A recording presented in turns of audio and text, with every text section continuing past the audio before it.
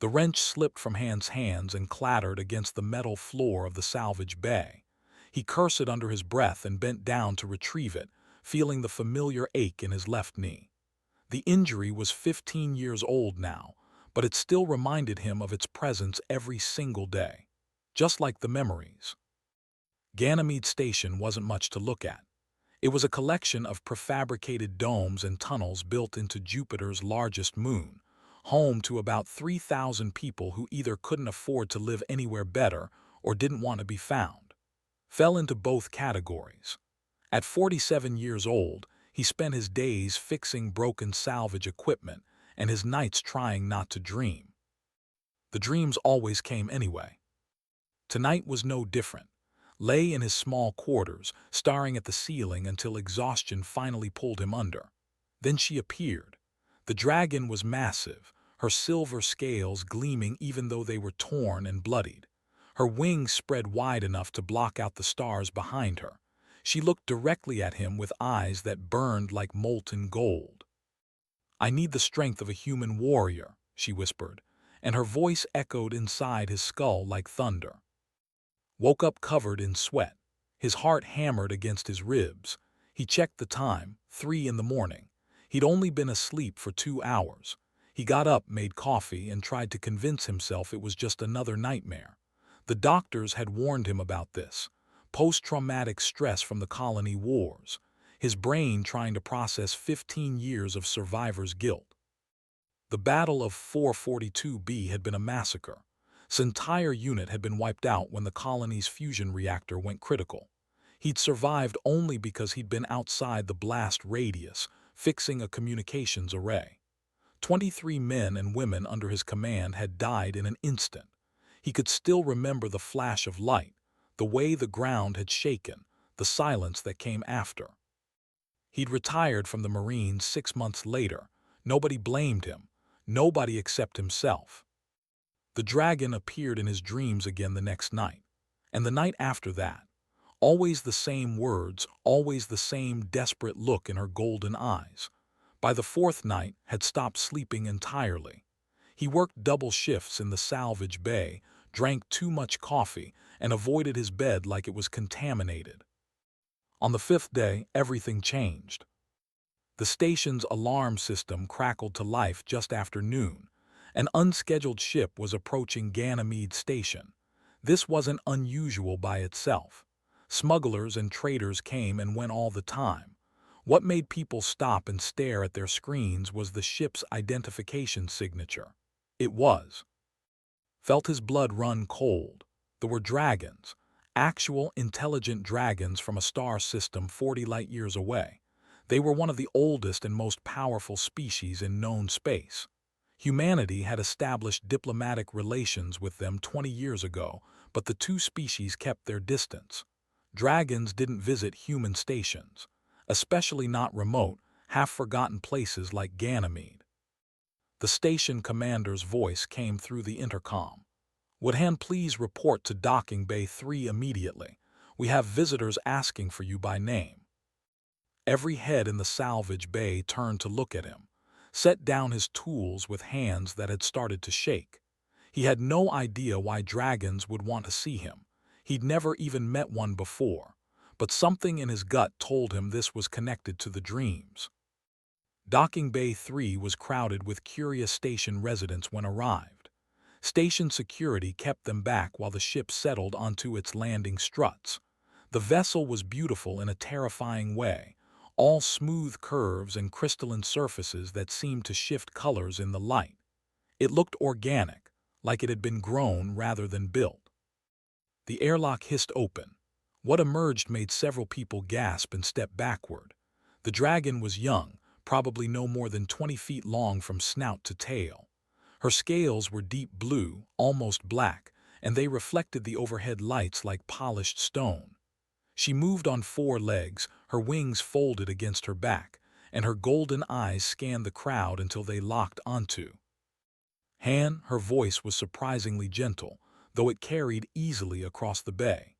She spoke through a translation device attached to a collar around her neck. "That's me," said. His voice came out steadier than he expected. My name is, I am an emissary of the Empire. The Matriarch the Eternal has sent me to find you. She requires your presence on Prime immediately." The crowd murmured. Someone whispered, "Why would dragons need a salvage mechanic?" Was wondering the same thing. "I think there's been a mistake," said. "I'm nobody important. I'm just a retired Marine who fixes broken equipment." His head tilted slightly, a gesture that seemed almost human. "There is no mistake. The Matriarch used her oracle powers to locate you specifically. She saw you in her visions. She said you would understand when I told you this. She has been calling to you in your dreams." The silver dragon, the whispered words, felt the floor tilt under his feet. "The dreams are real?" he asked. "The Matriarch's power is very real, though using it has cost her greatly. She would not have reached across the stars to you unless the need was desperate." Paused, and her golden eyes softened. "My people are dying, Han. We face an enemy we cannot defeat. The Matriarch believes only a human warrior can help us survive." "I'm not a warrior anymore," said quietly. "I haven't been for 15 years." The Matriarch did not see a warrior when she looked for you. She saw a survivor. She saw someone who carries great pain but continues forward anyway. That is what we need. Wanted to refuse. He wanted to return to his quiet life of fixing machines and avoiding his past. But he thought of the dragon in his dreams, bleeding and desperate. He thought of her golden eyes and the way she'd whispered those words like a prayer. "What kind of enemy are you facing?" he asked. His expression darkened. "They are called a hive mind species that consumes entire worlds. They have destroyed 17 of our colonies in 3 years. Our warriors are brave, but bravery is not enough. They adapt to everything we throw at them. They learn, they evolve, and they are coming." "Coming where?" "Everywhere. They have already entered the Outer Rim territories. After they finish with the Empire, they will turn toward human space. Your Earth will burn just like our colonies have burned. The Matriarch has seen this future. She has also seen that you are the key to preventing it." Closed his eyes. He thought of Earth. He thought of all the billions of people who had no idea that something was coming for them. He thought of his dead unit, of all the people he'd failed to save.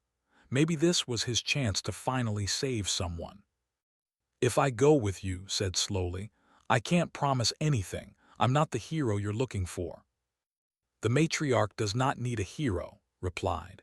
"She needs someone who understands that survival requires doing whatever must be done, no matter how difficult. She needs someone who knows what it means to endure." Opened his eyes and looked at the young dragon. "When do we leave?" "Now, if you are willing." Thought about his small quarters, his job in the salvage bay, his quiet life of running from the past. Then he thought about the silver dragon whispering in his dreams. He thought about Earth burning. "Give me an hour to pack," he said. His head dipped in what might have been a bow. "Thank you, Han. The Matriarch will be grateful." As walked back through the crowd toward his quarters, he heard someone mutter, "He's crazy. Why would anyone volunteer to help dragons fight their war?" Didn't answer. The truth was simple but hard to explain. He'd spent 15 years living with guilt, wondering if he could have done something different, something more. Now the universe was giving him another chance. He might fail again. He might die, but at least he would be trying. The silver dragon had called across the stars for help, and he was the only one who had answered. The journey to Prime took 3 days through faster-than-light travel. Spent most of that time in his assigned quarters aboard ship, trying to process what he'd agreed to. The young dragon checked on him regularly, bringing him food and answering his questions about her people. She seemed genuinely kind, which made feel slightly less terrified about meeting an entire civilization of creatures that could breathe fire. When they finally dropped out of FTL and Prime appeared in forgot how to breathe. The planet was impossible. Mountain ranges floated in the sky, held aloft by some technology or natural phenomenon he couldn't begin to understand. Waterfalls cascaded from these floating peaks, falling for miles before evaporating into mist. Forests made of crystalline trees covered the lower mountains, catching the sunlight and scattering it in rainbow patterns across the landscape. "It's beautiful," whispered. "It is home," said simply, "though it may not remain so for much longer if we cannot stop The ship descended toward the largest floating mountain, where a massive structure had been carved directly into the rock. This was the Grand Roost, the seat of government and the home of the Matriarch. As they approached, saw dozens of dragons in flight, their scales gleaming in shades of blue, red, gold, and green. Some were massive, easily 100 feet long. Others were smaller, though still much larger than. Several of the dragons veered close to the ship, and could see them staring through the viewports at him. Their expressions were difficult to read, but he got the distinct impression they weren't happy about his presence. "They do not approve," said quietly. "Many believe that seeking human help is a sign of weakness. They think we should solve our own problems." "What do you think?" asked. The young dragon was quiet for a moment. "I think pride is a luxury we can no longer afford. I watched them consume my home colony. Pride does not stop them. Fire does not stop them. Nothing we have tried has stopped them." The ship landed on a broad platform near the entrance to the Grand Roost, led through corridors that had been sized for creatures much larger than humans. He felt like a child walking through a building meant for giants.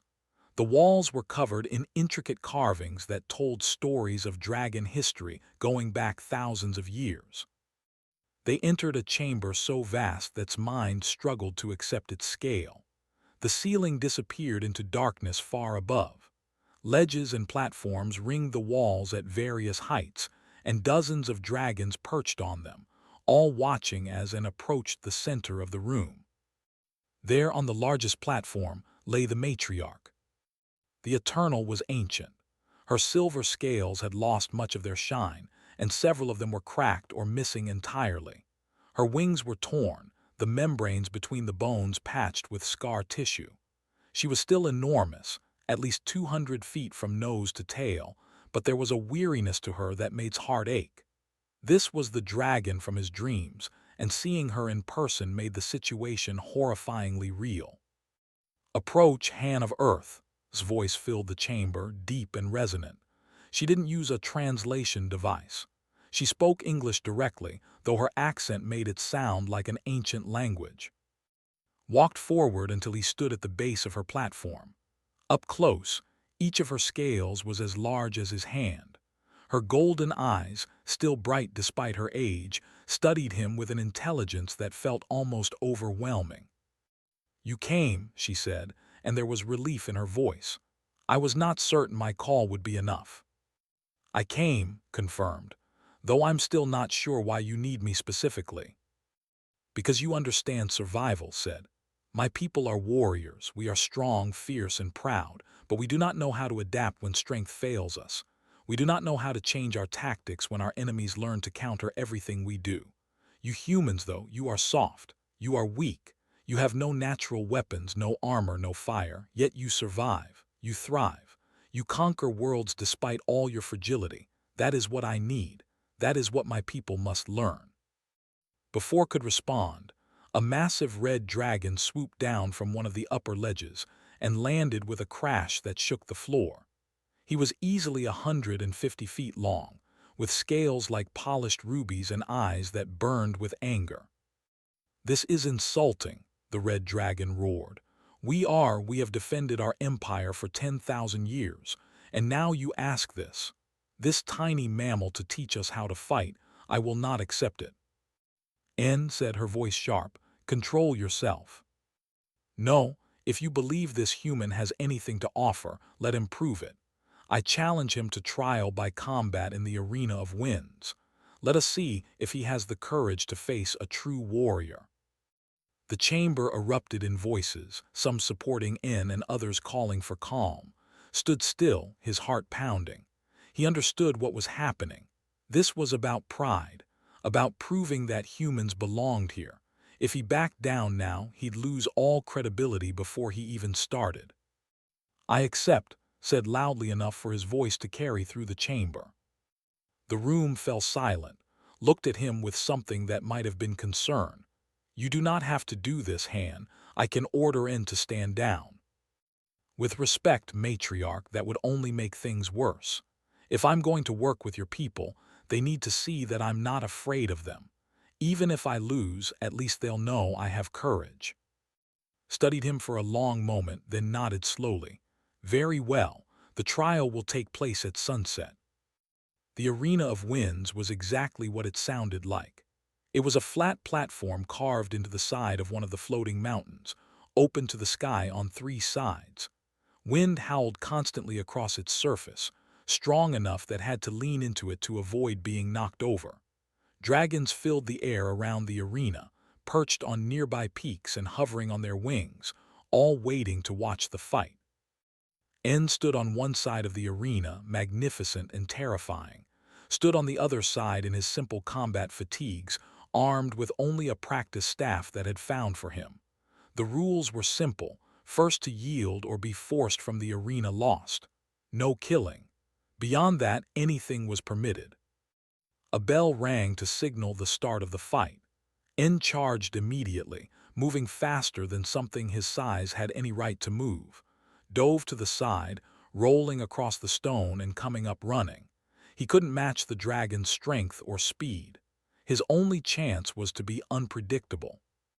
N spun and launched a jet of flame that turned the air where had been standing into an inferno. Was already moving, using the arena's support pillars as cover.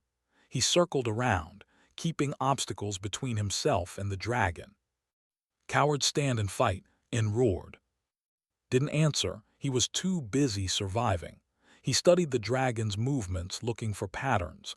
N was powerful, but he telegraphed his attacks.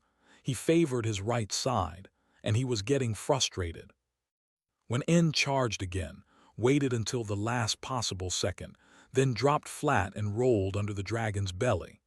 As he passed, he swung his staff hard against the soft scales where N's front leg met his body.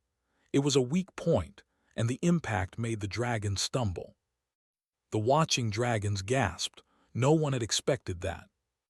The fight continued for 10 brutal minutes, took hits that left him bruised and bleeding. N's tail caught him once and sent him tumbling across the arena, but kept getting up. And every time he did, he landed another small hit in return. A strike to the wing joint, a jab at the scales around N's eye. Nothing that would seriously hurt a dragon, but enough to show he was a threat. Finally, exhausted and battered, made a mistake. When he should have zagged, and N's claws pinned him to the ground. The dragon's massive head loomed over him, smoke curling from his nostrils. "Yield," N demanded. Was breathing hard, blood running from a cut above his eye, but he smiled.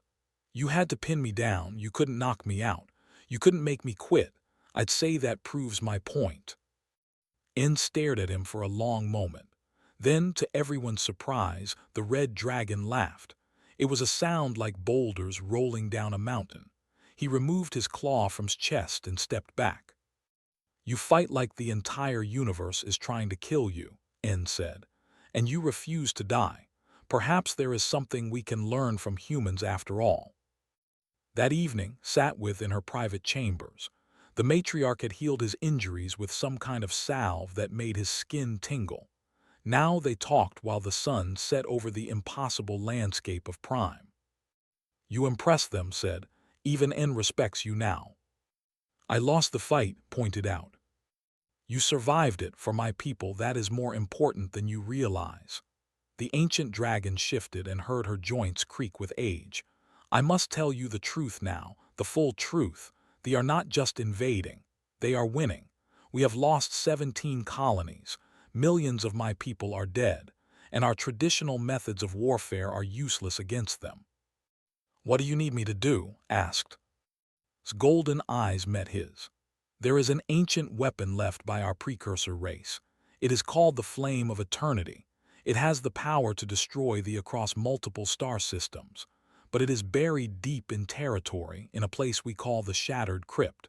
Retrieving it will require stealth, infiltration, and sacrifice. These are not concepts that come naturally to warriors. You need someone who knows how to sneak, not just how to fight. Yes, and I need someone who can teach my warriors to work with humans. You will need a team, a mixed force of both our species. Together, you must retrieve the flame, or both our civilizations will fall. Looked out at the alien sky, filled with flying dragons and floating mountains. He thought about Earth, far away and unaware of the danger coming for it. He thought about his dead unit and all the people he'd failed to save. Then I'd better start putting together that team, he said. Returned to human space 3 days later with a mission that sounded impossible. He needed to recruit 5 volunteers for a suicide mission into enemy territory. He needed people who were skilled, brave, and possibly a little bit crazy. The Matriarch had given him access to military records across all human colonies, and he spent 2 days reading through files before making his choices. The first person he contacted was Lieutenant. She was a reconnaissance specialist and sniper stationed on Mars base, with a record that showed exceptional skill and 13 successful depenetration missions. But when read her file more carefully, he found the thing that really mattered. 2 years ago, she'd led a rescue mission to save colonists from a pirate attack. She'd succeeded, but 3 of her team members had died in the process. Since then, she'd volunteered for every dangerous assignment that came up. She was running from something, just like he was. He found her at the firing range, practicing with a long-range plasma rifle. She was 31 years old, with short black hair and eyes that seemed to see everything. When explained the mission, she listened without interrupting. When he finished, she set down her rifle and looked at him. "You're telling me that dragons are real, aliens are trying to destroy the galaxy, and you want me to sneak into their territory to steal an ancient weapon," said flatly. "That's the short version, yes. And we're probably going to die." "Very probably." Smiled, but there was no humor in it. "When do we leave?" The second recruit was Sergeant Park, a combat medic with 12 years of experience. Found him working at a civilian hospital on Europa, treating miners and station workers. Was 35, built like someone who'd spent his life hauling heavy equipment, with laugh lines around his eyes and a dark sense of humor that immediately appreciated. "So you want me to patch people up while dragons and aliens try to kill us?" asked after hearing the pitch. "That actually sounds less stressful than working in a mining hospital. At least nobody will complain about waiting times while they're bleeding out." "You're sure about this?" asked. "I need to know you can handle the pressure." His expression turned serious. "I've been handling pressure my whole career. I can deal with anything as long as I know the people around me won't quit when things get bad. You strike me as someone who doesn't quit. So yeah, I'm in." Corporal was a demolitions expert currently serving on a Navy destroyer. He was 28 years old and had grown up in the slums of Seoul Orbital before joining the military. His record showed a genius for explosives and a tendency to question orders when he thought his superiors were being stupid. Liked him immediately. "You realize this sounds insane, right?" said when they met. "Working with dragons to fight a hive-mind alien species, that's like something from a bad movie." "I know," agreed, "but it's real, and I need someone who can blow things up creatively when the plan goes wrong, because the plan will go wrong." Grinned. "Well, when you put it that way, how can I refuse?" The fourth recruit was the youngest and the one was most worried about. Private Lee was only 23, a genius engineer and hacker who joined the military right out of university. She was small, barely 5 feet tall, with nervous energy that made her talk fast and fidget constantly. She had no real combat experience, but her technical skills were extraordinary. "You've never been in actual combat," said when he interviewed her. "This mission could get extremely violent. I need to know you can handle that." His hands twisted together, but she met his eyes. "I know I look like I can't handle it. Everyone thinks that.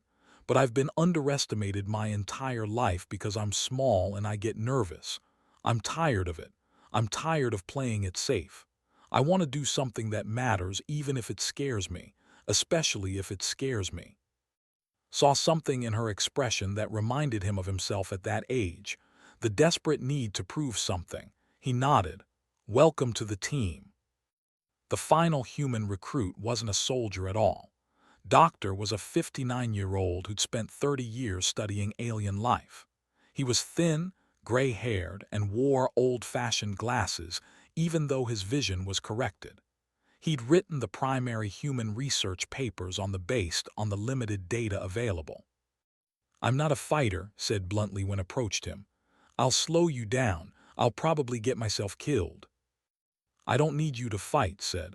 "I need you to understand our enemy, to help us predict what they'll do, to tell us if we're walking into a trap." Was quiet for a long time. Then he sighed. "My wife died 3 years ago. My children are grown and don't need me. If my knowledge can help stop these creatures, then I suppose dying for that purpose is better than dying in bed of old age." With the human team assembled, returned to Prime, had selected 3 dragon warriors to accompany them. The first, unsurprisingly, was N.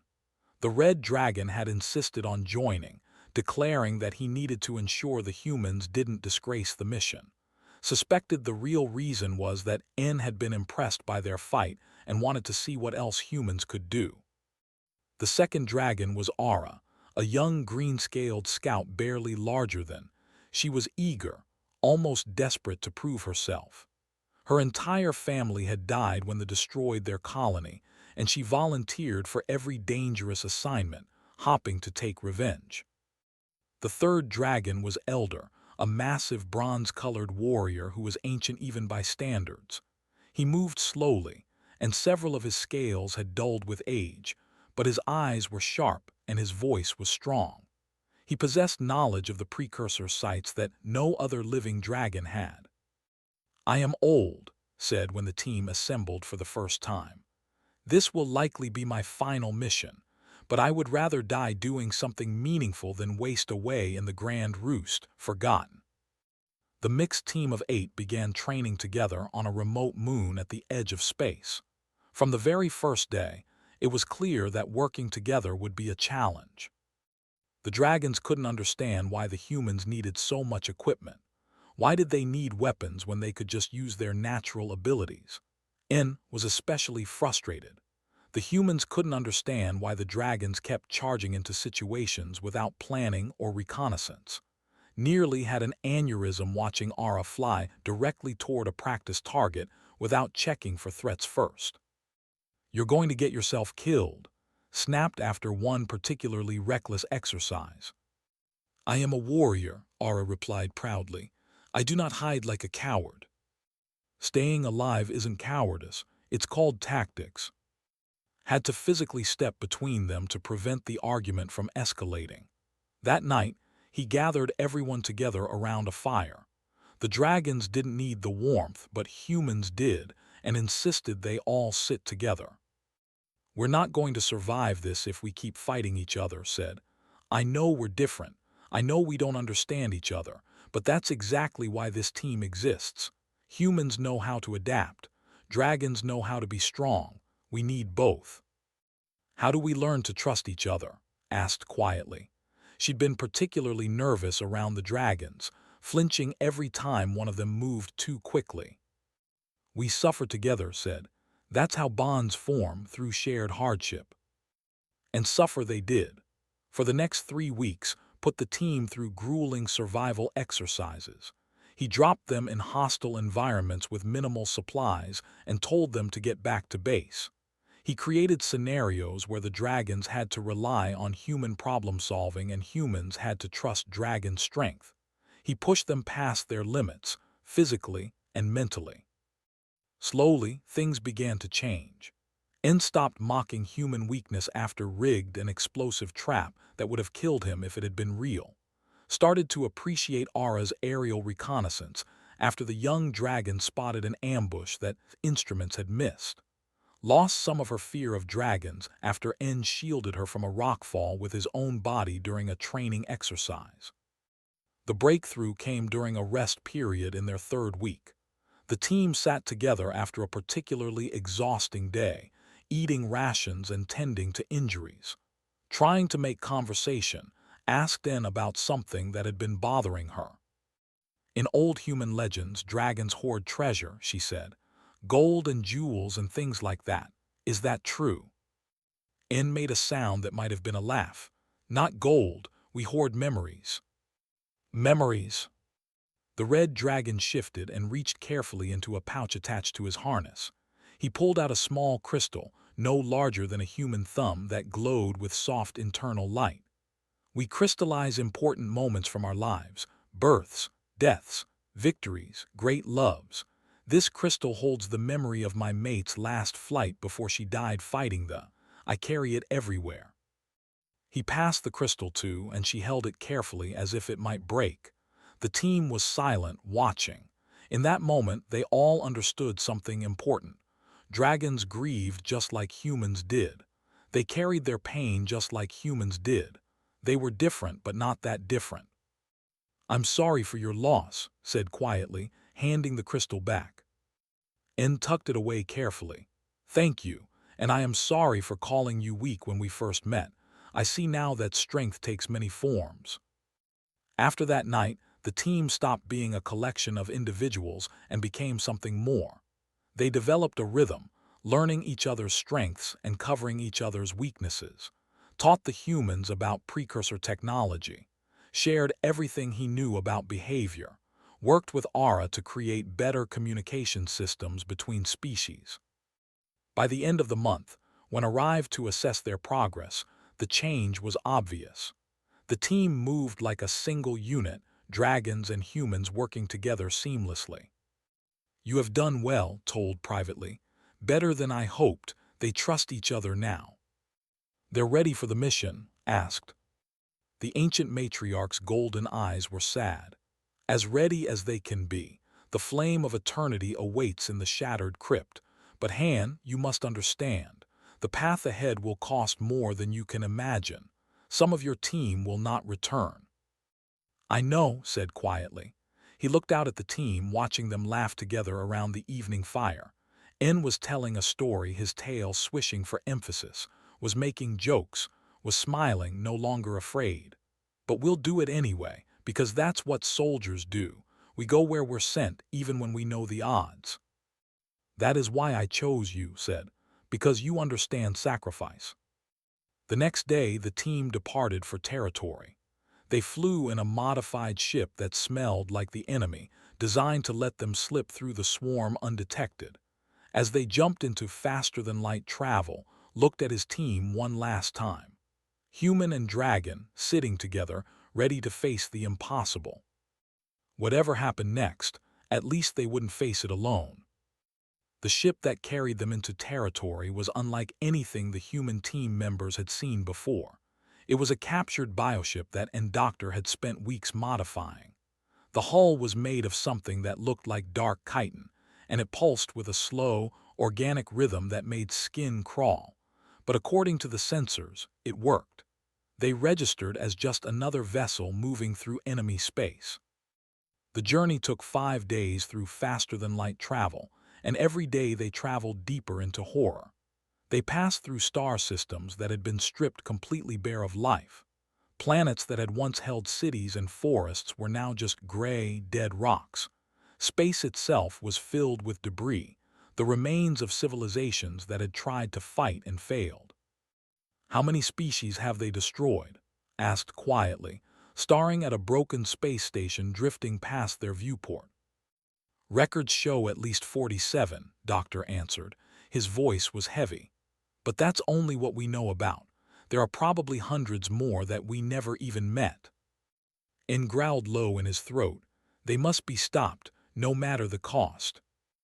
On the 6th day, they encountered their first patrol.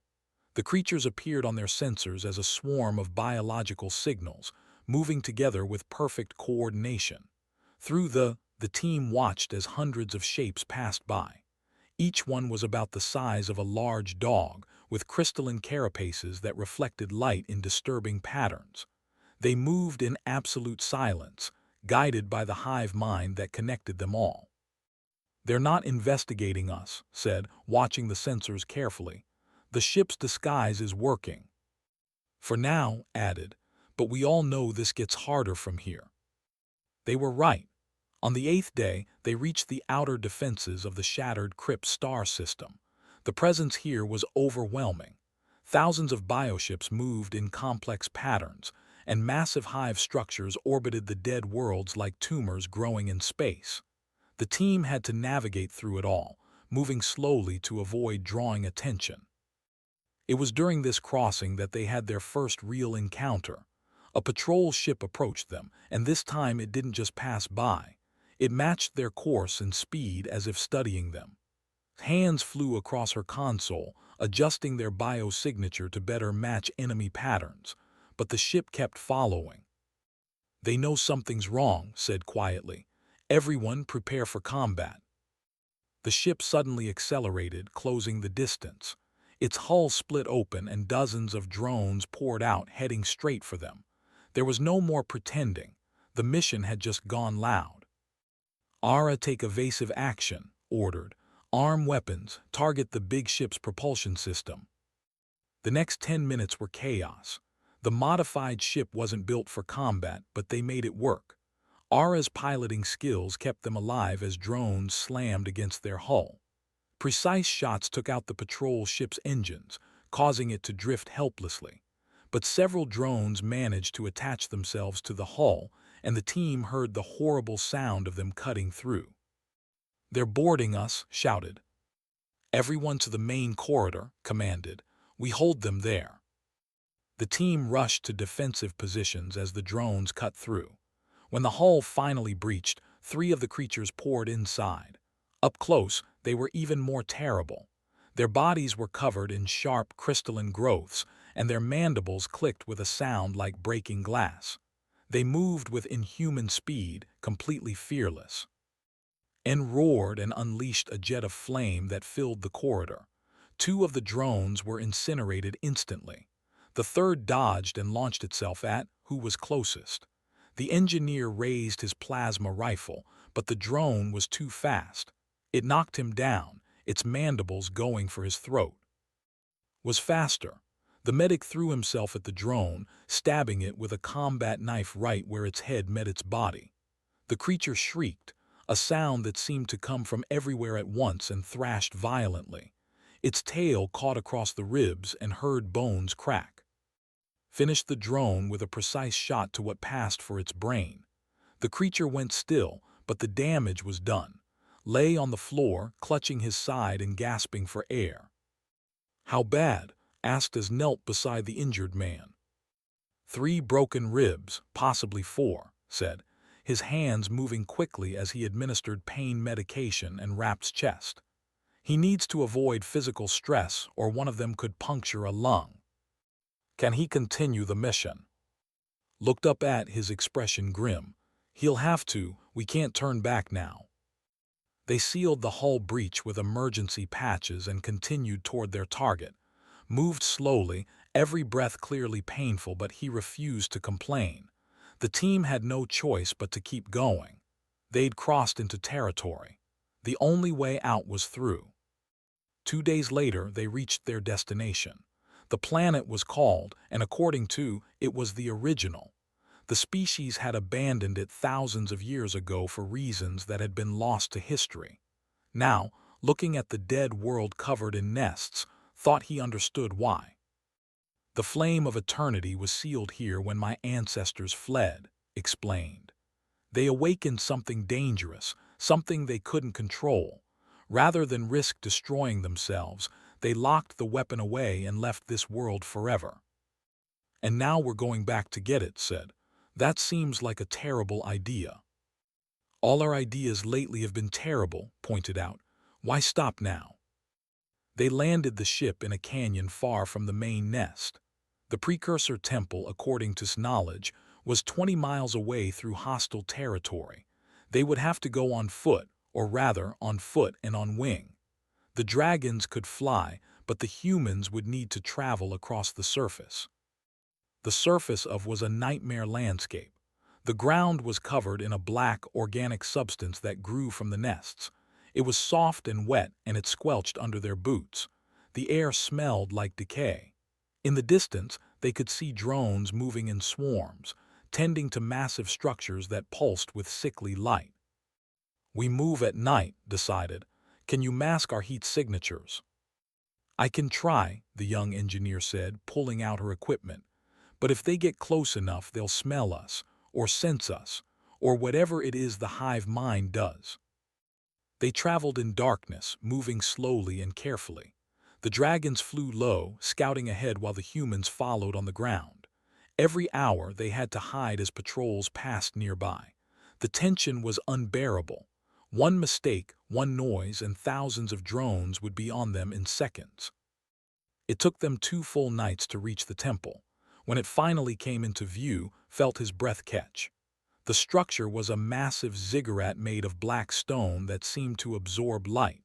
It was easily a mile tall, with stairs wide enough for dragons to climb. But what made it truly terrifying was what surrounded it. The temple was covered in nests. They clung to it like tumors, pulsing with that same sickly light. Thousands of drones crawled across its surface. The hive mind had made the precursor temple into one of its main bases. "Well," N rumbled quietly, "this will be interesting." They spent hours planning the infiltration. Would provide overwatch from a distant ridge, taking out any threats that got too close. The dragons would create a distraction on the far side of the temple. The humans would use the chaos to sneak inside through a service entrance that remembered from ancient records. The plan worked for about 15 minutes, then everything went wrong. The distraction drew the away as expected, and team reached the entrance without incident. But the moment they stepped inside the temple, alarms began to blare. Not mechanical alarms, but biological ones. The nests throughout the structure began to pulse faster, and drones started pouring out of every corridor. "They knew we were coming," Doctor said, his face pale. "This was a trap." "Then we spring it and fight our way through," said. "Everyone stay together, move fast." What followed was a running battle through ancient corridors filled with enemies. Hacked doors while the team held off waves of drones. Despite his broken ribs, planted explosives that collapsed tunnels behind them, slowing the pursuit. Kept everyone alive, patching wounds and distributing stimulants to keep them moving. They fought their way deeper into the temple, following directions toward the inner sanctum. The old dragon's knowledge proved invaluable, guiding them through passages that they hadn't completely infested yet. But the cost was mounting. Everyone had injuries. Their ammunition was running low, and they kept coming. Finally, after what felt like hours of fighting, they reached the inner sanctum. The chamber was massive and circular, with walls covered in precursor writing that glowed with pale blue light. In the center, suspended in some kind of energy field, floated a crystalline sphere about the size of a human head. It pulsed with light that hurt to look at, like staring at a compressed star. "The flame of eternity," breathed. "After all these ages, I never thought I'd see it." Rushed forward to examine the containment field. "I can deactivate this," she said, "but it'll take a few minutes." "We'll buy you those minutes," said. He turned to the team. "Everyone defensive positions, they're coming." And come they did. They poured into the chamber from every entrance, more than had ever seen in one place. But something was different about these. They moved with more coordination, more purpose, and then understood why. A massive shape entered the chamber, easily 30 feet tall. It was like the drones, but infinitely larger and more complex. Its crystalline carapace was etched with patterns that hurt to look at. When it spoke, its voice came from everywhere at once, a sound that made teeth ache. "Humans," it said in perfect English. "How fascinating. The hive has consumed many species, but you are unique. Your memories taste of stubborn defiance. Your fear tastes of strength. The hive wishes to understand this before it consumes you." "It's a queen," Doctor said, his voice shaking. "A fragment of the hive consciousness given form. They're studying us." The queen's head tilted in a mockery of curiosity. "You come to steal the flame. You hope to use it against the hive. This is futile. The hive has already adapted to the. Soon, it will adapt to humans. And then your earth will be harvested. Your memories will feed the hive for generations." "Not today," said, raising his weapon. The battle that followed was desperate and brutal. The team fought with everything they had while worked frantically at the containment field. Explosives brought down parts of the ceiling, crushing dozens of drones. Fired his weapon with one hand while injecting himself with stimulants with the other. N's fire filled the chamber, and Aura dove and struck from above. But it wasn't enough. The drones kept coming and the team was running out of strength. Then Saw stepped forward, placing himself between the queen and the humans. "I have lived long enough," the old dragon said. "This is where my story ends, but yours continues. Take the flame. Save our people, remember me." Before anyone could stop him, unleashed every bit of fire he had left, a column of flame so intense it turned the air white. The queen shrieked as the fire engulfed her, and then did something impossible. He activated an ancient self-destruct mechanism built into his own body, a precursor implant that all elder dragons carried. The explosion brought down the entire entrance, sealing them inside but also crushing the queen and hundreds of drones. "I've got it," shouted, pulling the flame of eternity free from its containment. The crystal felt warm in her hands, pulsing with contained power. "Everyone fall back," ordered. "There's another exit, move." They ran through corridors as the temple began to collapse around them. N was badly wounded, one of his wings torn and he could barely fly. Ara stayed with him, helping him along. The humans were exhausted, running on pure adrenaline. They emerged from a side entrance as the temple's main structure imploded behind them. The swarm was in chaos, their queen destroyed and their nest collapsing. The team had just enough time to reach their ship and escape orbit before the entire planet became aware of what had happened. As they jumped into faster-than-light travel, looked around at his team. They were battered, bleeding, and missing one of their members, but they had the flame. They had succeeded. N, despite his injuries, managed to speak. "The elder sacrificed himself for humans, for all of us. I have never seen such courage." "That's what we do," said quietly. "Humans, dragons, all of us. We sacrifice for each other. That's what makes us stronger than the hive." As they traveled back toward Prime, none of them spoke about what had to come next. They all knew. The flame of eternity was too dangerous to use from a distance. Someone would have to deliver it directly to the heart of the swarm. Someone would have to die. The return journey to Prime took 3 days, and they were the longest 3 days of life. The team sat in silence for most of it, each person lost in their own thoughts. En lay in the medical bay, his torn wings slowly healing. His broken ribs were mending, though every breath still caused him pain. But the physical wounds weren't what hurt the most. They kept thinking about Elder, how he'd stood between them and certain death. How he'd smiled before he triggered the explosion. How he'd called them his family in those final moments, even though they'd only known each other for weeks. "I never even thanked him properly," Ara said quietly on the second day. The young dragon had barely moved since they'd escaped, curled in a corner of the ship with her wings wrapped around herself. "He taught me so much about our history, and I never told him how grateful I was." "He knew," said gently. "Warriors always know when they're appreciated. Trust me on that." When they finally arrived at Prime, they were met by a fleet of dragon warriors and human ships. News of their mission had spread. Everyone knew they'd succeeded in retrieving the flame of eternity. Everyone also knew they'd lost someone in the process. Herself was waiting for them in the Grand Roost, surrounded by her council and hundreds of dragons who'd gathered to witness their return. The ancient matriarch looked even more tired than before, as if the weight of her entire species was crushing her. When the team entered, carrying the flame in a containment case, the entire chamber fell silent. "You have done the impossible," said, her voice carrying through the vast space. "You have retrieved the flame and proven that humans and can stand together. Elder gave his life for this mission, and his sacrifice will be remembered for all time." Matriarch said, stepping forward. "We need to discuss how to use the flame. Time is running out." His golden eyes met his and saw terrible sadness there.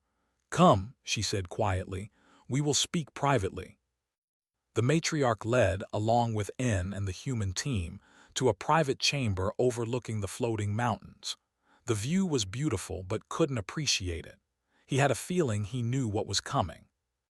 "The flame of eternity is the most powerful weapon our precursor ancestors ever created," began.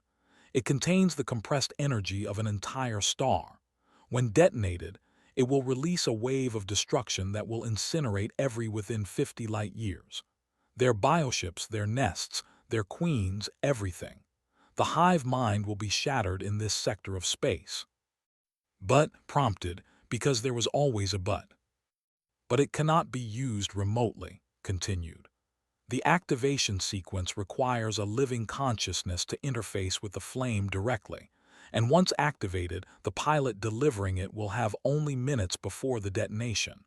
There is no way to survive it. This is a one-way mission." The room fell into heavy silence. Everyone had suspected this truth, but hearing it confirmed made it real. "Then I'll do it," N said immediately, his voice strong despite his injuries. "I am a warrior. This is a warrior's death, glorious and meaningful. I volunteer." "As do I," Aura said, stepping forward. "My family died to let me avenge them." "And I," said another dragon voice. Dozens more followed. Every dragon warrior in the chamber volunteered, their voices rising in a chorus of willingness to sacrifice themselves. But was shaking his head. "No, it has to be me." The chamber fell silent again, and stared at him. "What, human, you cannot be serious. This is a dragon's duty." "Think about it," said, his voice calm despite the pounding of his heart. "They've been studying dragons for 3 years. They've adapted to your tactics, your biology, your way of thinking. They've consumed dragon memories. They know how you fight. But humans, we've barely engaged with them. I'm unpredictable to the hive mind. I'm the unknown variable. That gives me the best chance of reaching the target." "There must be another way," said, and her voice was tight with emotion. "We can't lose you. You're our leader." "Leaders are temporary," said gently. "What matters is that the mission succeeds and the rest of you survive. You'll carry on without me. That's what soldiers do."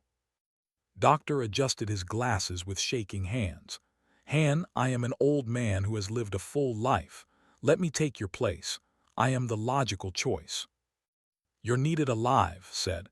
"Your knowledge of the will be crucial for the continuing war. This isn't over after we use the flame. There are still in other sectors. Humanity and the will need you." Had been silent through all of this, watching with those ancient golden eyes. Now she spoke, and her voice was heavy with sorrow. "Han, I summoned you across the stars to save my people, not to die for them." "You summoned me because I understand survival," replied. "And sometimes survival means making the hardest choice. It means doing what needs to be done even when everything in you screams to run away." He paused, and his voice grew softer. "I've been carrying guilt for 15 years. Guilt for surviving when my unit died. Guilt for not being there when they needed me. Maybe this is what I was meant to do all along. Maybe this is how I finally save someone." Wiped his eyes roughly. "This is bullshit, complete bullshit. There has to be another way." "There isn't," said. "You know that, we all know that." N made a sound like a broken growl. "You are the first human I ever respected, the first I called friend, and now you would leave us." "I'm not leaving you," said, meeting the red dragon's eyes. "I'm making sure you survive. That's what friends do." The discussion continued for hours, but's mind was made up. He'd volunteered, and nothing anyone said would change his decision. Finally, exhausted and grief-stricken, the team accepted it. They spent the next day preparing the mission, though none of them could look in the eye for long. The plan was simple but brutal. would pilot a modified warship carrying the flame of eternity. N, despite his injuries, would lead a squadron of dragon warriors to escort him through the blockade. They would punch through to the center of the swarm, where the largest hive ship was located. That's where the flame would do the most damage. The night before the mission, the team gathered one final time. They sat together in a small chamber, humans and dragons, sharing food and stories. They talked about everything except the mission. They laughed at terrible jokes. They listened to Ara tell stories about her childhood. They made explain how various pieces of technology worked, even though most of them didn't understand. At one point, pulled aside, "I hate this," she said bluntly. "I hate that you're doing this. I hate that I can't stop you."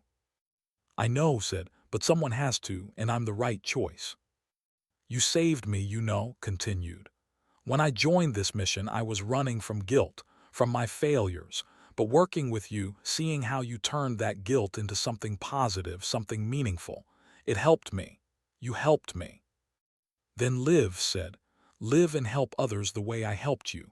That's how you honor what I'm doing." The morning of the mission arrived too quickly. The team assembled in the launch bay and was struck by how much they'd changed. Stood now, the weight of her past not quite so heavy. Jokes were still dark, but there was hope in his eyes. Had lost the chip on his shoulder from his impoverished past. Was no longer the nervous young girl who joined them. Doctor looked older but wiser, carrying knowledge that would save countless lives. And the dragons. N had learned that strength wasn't just about power. Ara had learned patience. Even the proud dragon warriors who'd initially scorned human help now stood with respect for the mixed team that had accomplished the impossible. "Take care of each other," told them. "Humans and dragons together, that's the future. That's what I'm fighting for." He climbed into his ship. The cockpit was large, designed for dragons, and he felt small sitting in it. But he'd trained for this. He knew what to do. The flame of eternity sat in a secure container behind him, pulsing with contained power. N's voice came through the communication system. "My friend, it has been an honor." "The honor was mine," replied. "Now let's go finish this." The fleet launched from Prime. Ship at the center, surrounded by dozens of dragon warriors flying in formation. They jumped into faster-than-light travel, heading toward the heart of space, toward the massive hive fleet that was gathering for its final assault on both human and territories. When they dropped out of FTL, the swarm was waiting. Thousands of bioships filled the space ahead, and at the center was the Queen's hive ship, a massive organic structure the size of a small moon.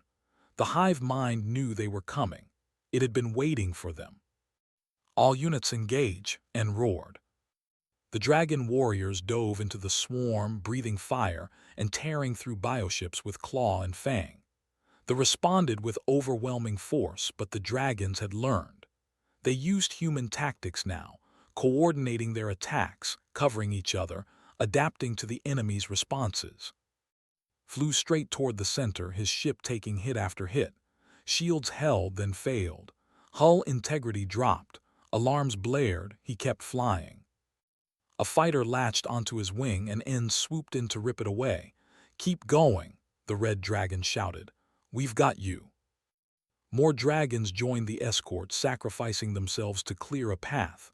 Watched them die, one after another, and each death hurt like a knife to the heart. But he kept flying. He had to. Their sacrifice had to mean something. Finally, he broke through to the hive ship. Its massive organic hull loomed before him, covered in pulsing growth and bioweapons. Armed the flame of eternity and set course for the ship's core. The Queen's voice filled his cockpit. "Human, you cannot win. The hive is eternal. Your sacrifice is meaningless." "That's where you're wrong," said, guiding his damaged ship deeper into the hive structure. "My sacrifice gives them hope. It gives them time. It gives them a future. That's what you'll never understand. We don't fight because we think we're eternal. We fight because we know we're not." He crashed through the final barrier and found himself in the Queen's chamber. The massive creature waited there, surrounded by her guard drones. She was even more terrible in person, a nightmare of crystalline carapace and pulsing biomatter. "You are fragile," the queen said. "You die so easily. Why do you resist so fiercely when you know death is inevitable?" Smiled even though his hands were shaking. "Because we're fragile, because we die. That's exactly why every moment matters. You'll never understand that. You're just a hive, just a collection of empty things pretending to be alive. We're real, we love, we grieve, we sacrifice for each other. That's what makes us stronger than you." He activated the flame of eternity. The crystal began to glow, brighter and brighter, until it hurt to look at. The queen shrieked and her drones rushed forward, but it was too late. The flame's countdown had begun. Had 3 minutes left. He spent them thinking about his team, about Smile, about jokes, about dedication, about bravery, about Doctor's wisdom, about N's friendship, about Aura's hope, about sacrifice. He thought about Earth, far away and safe because of what he was doing. He thought about Prime, with its floating mountains and dragon warriors. He thought about a future where humans and dragons stood together against the darkness. The flame reached critical mass. The last thing Han saw was a brilliant flash of white light, bright enough to outshine stars. The explosion rippled across 50 light-years. The bioships disintegrated. Their nests burned. Their queens died. The hive mind, so vast and ancient, fractured into pieces. It wasn't completely destroyed, still existed in distant sectors, but their momentum was broken. Their invasion was stopped. Both Prime and Earth were saved. 5 years later stood in the Hall of Heroes on Prime. She was a commander now, leading mixed human-dragon teams across the border regions, hunting down the remaining fragments. Beside her stood N, his wing fully healed, proudly wearing the rank of Honored Elder.